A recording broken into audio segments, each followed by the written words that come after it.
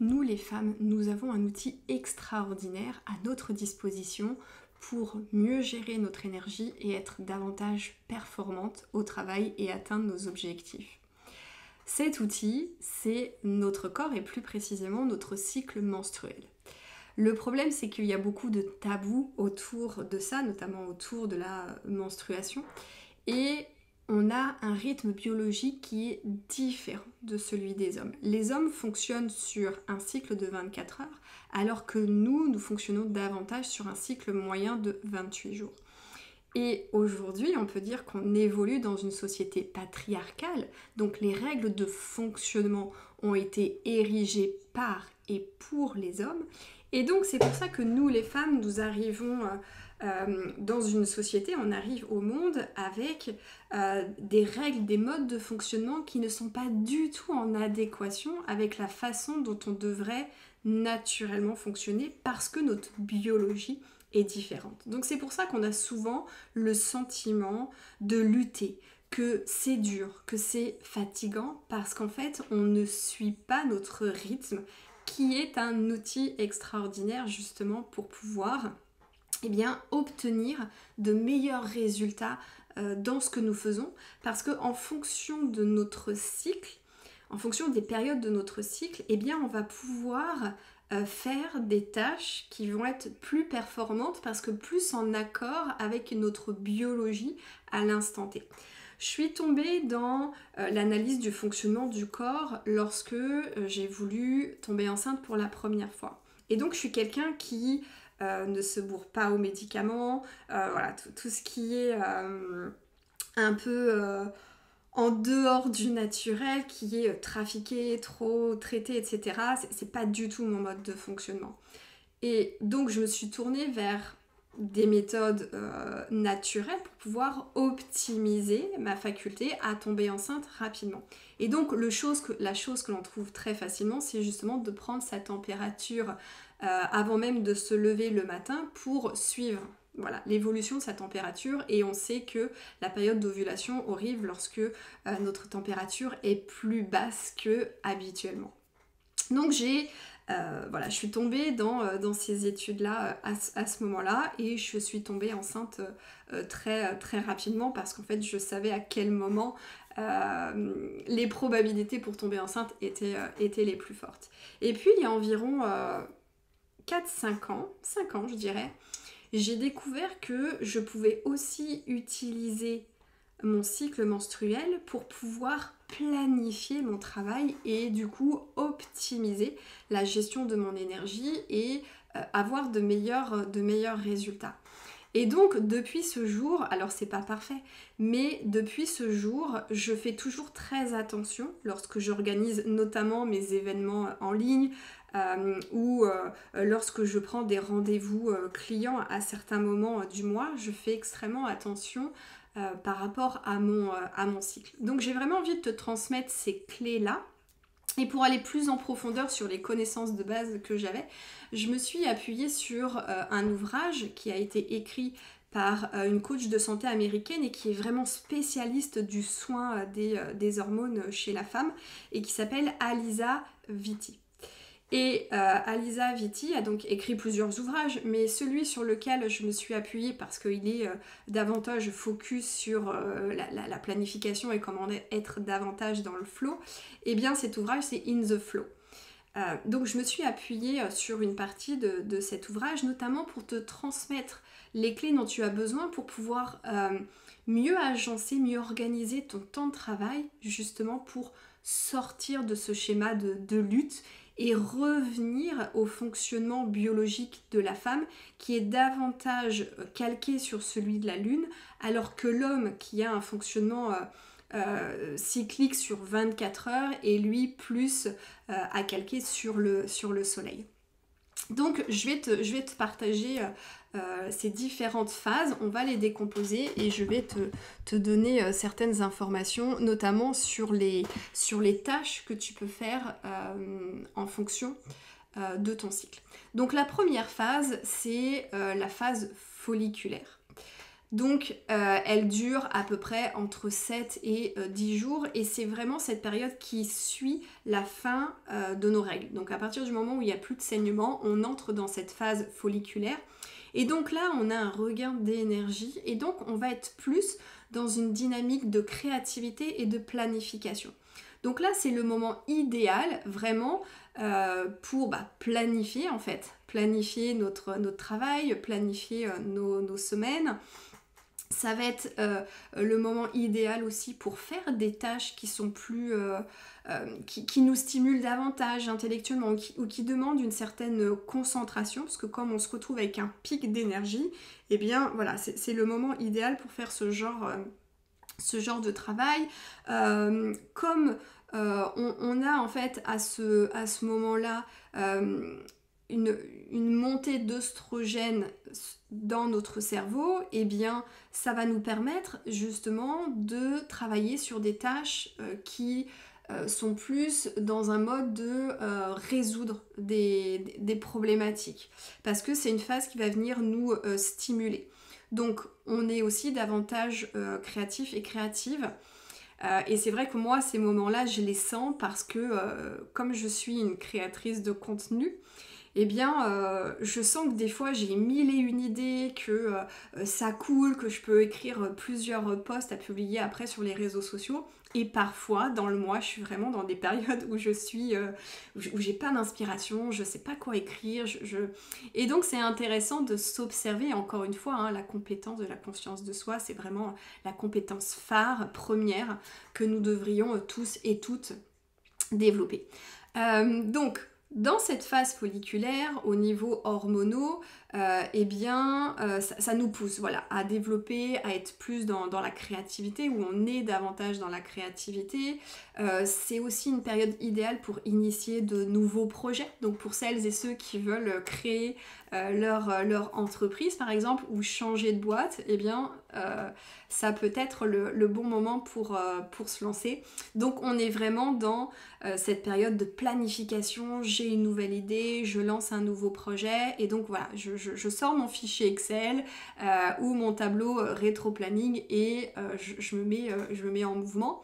C'est aussi une période où on peut faire du brainstorming et parce que comme on est dans cette émulation d'idées, eh bien le fait de pouvoir faire du brainstorming seul ou à plusieurs, eh bien ça va venir nourrir finalement notre créativité. Et donc c'est vraiment une période où il faut surtout pas hésiter à rêver grand. La deuxième période, eh bien, c'est cette phase d'ovulation, donc qui dure à peu près entre 3 et 4 jours. Et donc là, on commence à être davantage tourné vers l'extérieur. Et on a envie de plus communiquer et notre communication, elle est beaucoup plus efficiente, beaucoup plus pertinente. Donc, dans ces moments-là, ça peut être très intéressant et très opportun d'organiser des événements de networking ou peut-être d'envisager des conversations difficiles avec son conjoint ou sa conjointe ou avec son manager ou avec un collaborateur. Ça peut être le moment idéal pour peut-être ambitionner une promotion ou peut-être vouloir apporter des ajustements à son poste de travail. Ça peut être de négocier une rupture conventionnelle, ça peut être de renégocier aussi certaines clauses de contrat. Ça peut être le moment idéal aussi pour pouvoir planifier des conférences ou des prises de parole en public. Moi, typiquement, lorsque j'organise les événements en ligne, eh bien, je fais attention de faire en sorte, alors là encore, c'est pas parfait, mais je suis attentive à ça et je fais en sorte que ce soit à ce moment-là que je puisse organiser mes événements en ligne. Parce que voilà, émotionnellement, on est plus tourné vers l'autre, donc on est plus extraverti, on est plus optimiste, on est plus revitalisé. Donc cette énergie, finalement, c'est une belle énergie. Et donc on est tourné vers l'autre et on est plus dans la communication. La troisième phase, ça va être la phase lutérale. Donc c'est la phase la plus longue et elle dure entre 10 et 14 jours. Et donc là, on commence à se tourner davantage vers l'intérieur. Et ce qui est le plus pertinent dans ces phases-là, c'est de faire du travail de fond. C'est-à-dire qu'on est plus poussé à aller dans le détail, où on va plus facilement se rendre compte qu'il y avait certaines choses qu'on n'avait pas vues avant et que là on voit naturellement. On va vouloir terminer certains projets. Donc on est vraiment sur du travail qui nécessite du détail, de la concentration, c'est vraiment du travail de fond. Donc c'est le moment idéal aussi pour plonger dans des tâches plus administratives. Ça peut être peut-être prendre ce temps-là pour les entrepreneurs pour regarder les indicateurs de performance. Ça peut être le moment pour mettre le nez aussi dans sa comptabilité. Ça peut être le moment de regarder où en est un projet, quelles sont les données, quels sont les retours. Donc on est vraiment dans ce truc voilà, du détail et de la profondeur et de j'ai vraiment envie de faire avancer un projet. Donc ça peut être ces phases où moi quand j'étais responsable des ressources humaines, ce sont des périodes où j'ai vécu, où j'avais besoin en fait de m'isoler et donc de prendre peut-être de réserver une salle de réunion pour faire un travail de fond parce que j'avais un projet en cours et que vraiment je voulais avancer et terminer ce projet.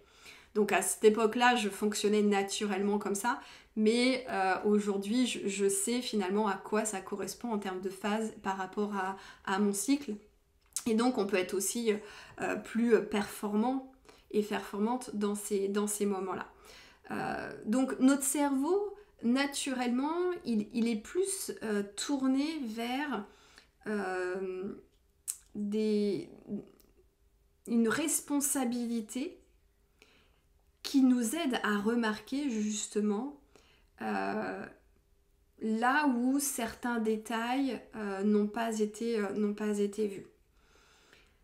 Ça peut être un bon moment aussi pour finaliser peut-être la conclusion d'un contrat avec un client ou avec un prestataire. Ça peut être de venir modifier aussi le contenu marketing, là encore pour les entrepreneurs. Dans la phase précédente, comme on était plus tourné vers l'extérieur et donc plus tourné dans la communication, bah oui, c'est le moment idéal pour rédiger son contenu, rédiger ses articles de blog. Et dans la phase lutéale, là, on va être plus amené à apporter certaines modifications ou certains ajustements parce que du coup, on va être plus dans le détail et on va être plus en capacité de remarquer certaines choses qu'on n'avait pas pu remarquer avant. Dans cette phase-là, c'est aussi le moment de ralentir. Dans la période précédente, on pouvait être beaucoup tourné vers l'autre, donc peut-être réunion, réseautage. Donc là, on va commencer un peu à ralentir et à être moins tourné vers les autres. Et ensuite, la quatrième phase, qui est donc la phase de menstruation, qui dure entre 1 et 5 journées. Et donc là, c'est le repli en fait, total de soi, parce qu'on a moins d'énergie, parce qu'en fonction des unes et des autres, il est certain que cette période est moins confortable, on peut être fatigué, ça peut être douloureux, enfin c'est vraiment des moments où finalement on est moins concentré finalement parce qu'on est tourné vers notre corps, on est tourné vers cette fatigue, vers ces tensions, ces douleurs dans le bas du ventre. Et donc, si c'est possible, ce serait peut-être de s'octroyer une journée off le premier jour des saignements et notamment le premier jour des saignements qui sont abondants. Moi, j'ai du mal à le faire, j'ai du mal à m'octroyer ces journées-là. Par contre, je ne prévois pas de rendez-vous clientèle cette journée-là. Alors moi j'ai la chance d'avoir un cycle qui est plutôt régulier, donc c'est vrai que c'est facile pour moi d'échelonner et de planifier mes tâches, mais c'est pas le cas de toutes les femmes. Donc ce fameux congé finalement menstruel qui commence à arriver dans certaines entreprises, c'est effectivement une bonne chose parce que c'est le moment où on va pouvoir prendre soin de nous et se reposer. Et quand on fait ça, et bien par la suite, lorsque l'autre phase commence, qui est la première phase que j'ai pu aborder tout à l'heure, et bien comme il y a un regain d'énergie, si au préalable on s'est reposé, bah c'est tout bénef en fait, hein, si j'ose dire. Donc dans cette phase de menstruation, on est donc plus tourné vers soi, plus dans potentiellement, si possible, dans le self-care, et donc on est plus connecté à notre intuition. Et donc c'est une phase idéale pour faire de l'introspection, pour mener une réflexion sur, bah tiens, où est-ce que j'en suis au niveau de ma carrière, où est-ce que j'en suis dans tel ou tel projet. On peut faire le bilan de son mois précédent, qu'est-ce qui a fonctionné, qu'est-ce qui n'a pas fonctionné, et d'être plus à l'écoute en fait de son intuition, parce que vraiment dans cette période-là, au niveau de notre cerveau, l'hémisphère gauche et l'hémisphère droit, ils fonctionnent vraiment super bien et de façon puissante tous les deux. Donc ça nous permet à la fois de trouver cet équilibre entre l'émotion, l'intuition et l'analyse, la synthèse, la rationalisation.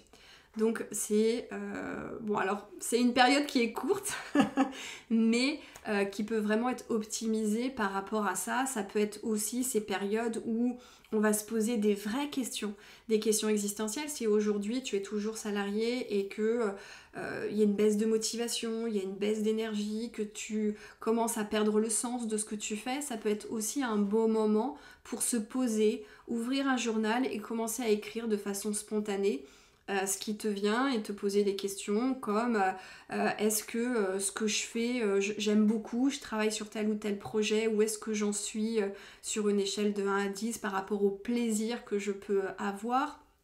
Qu'est-ce que je ressens aujourd'hui dans l'entreprise qui m'emploie, ou lorsqu'on est entrepreneur, c'est aussi de se poser la question de comment je me sens, quelle est l'émotion qui est la plus présente dans mon quotidien, quels sont les grands changements que j'ai envie d'apporter pour me sentir encore plus épanouie, plus accomplie.